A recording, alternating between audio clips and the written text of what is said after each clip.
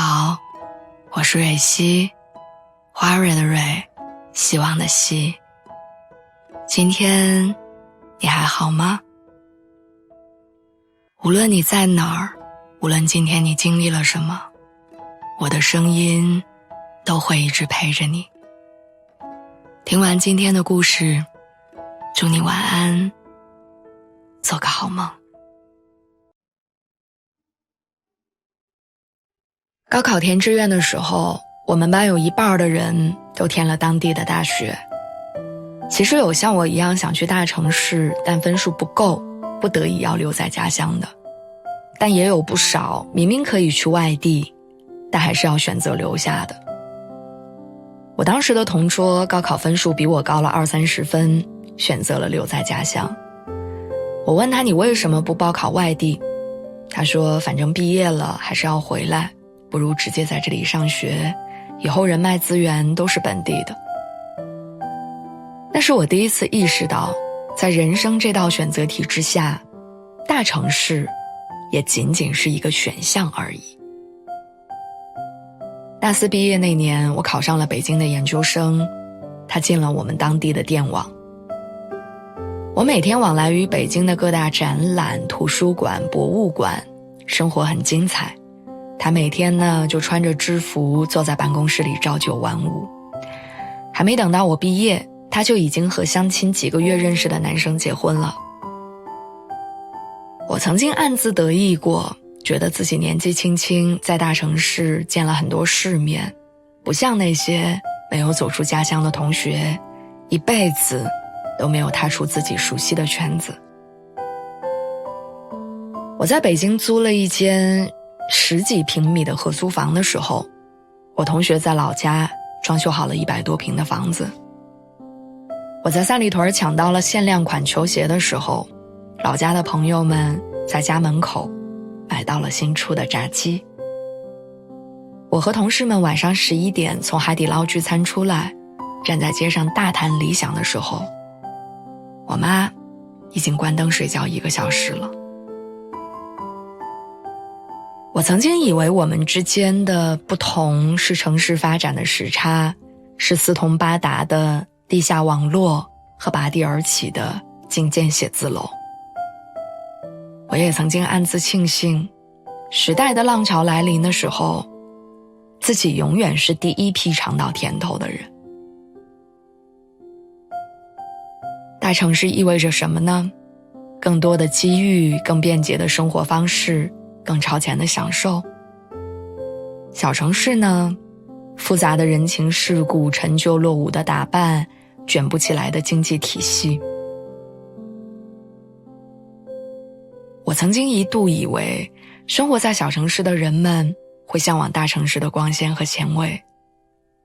但其实，所谓羡慕与向往，也不过是围城内外的高墙。而那些安于踏实和稳定的人，永远能在滚滚向前的纷杂世界里，找到属于家乡的路。发小大学毕业之后，就进了我们当地的国企上班，坐班车通勤，吃食堂，周末很少加班，一天去婆家吃饭，一天回娘家。我们过年聚餐选的是一家学生时代的时候去的烧烤店，它的活动范围仍然是从小长大的那片圈子。他清楚地知道我家附近有好几家卖早点的，谁家最实惠，哪家最好吃。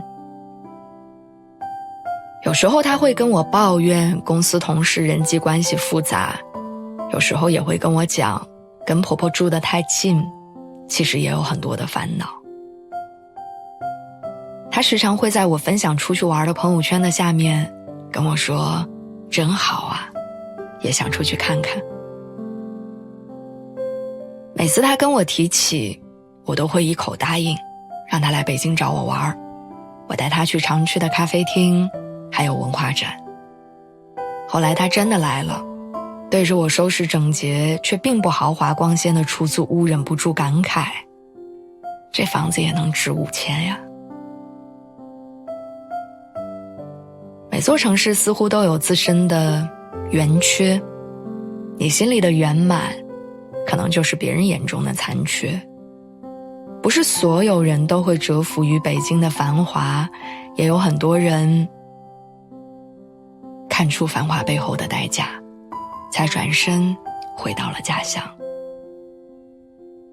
我们老家很小，上班没人挤地铁，走在马路上5分钟你就能碰到熟人。你去的饭店、KTV、商场都是熟悉到不能再熟悉的地方。你看过这里的一年四季，你知道几月花开，几月下雪，你记得高楼的建设和环路的错落。时代的车轮曾经在这里留下多少斑驳，青春就在这儿结过多少灿烂的果。我也曾经幼稚地觉得那些不愿意离开家乡的人是没有追求和抱负的平庸之辈。可当看到他们在熟悉的环境里过着轻松自在的小日子，守护在家人身边，我才发现遥远的家乡里藏着很多繁华替代不了的温情。我记得朋友从北京离开车站的时候，在车站朝远处眺望，跟我说这里高楼真多呀。我还没说什么，他又讲，但我想回家吃饭了。或许城市大小不该是判断是否留下来的标准，心安之处才是你该去的地方。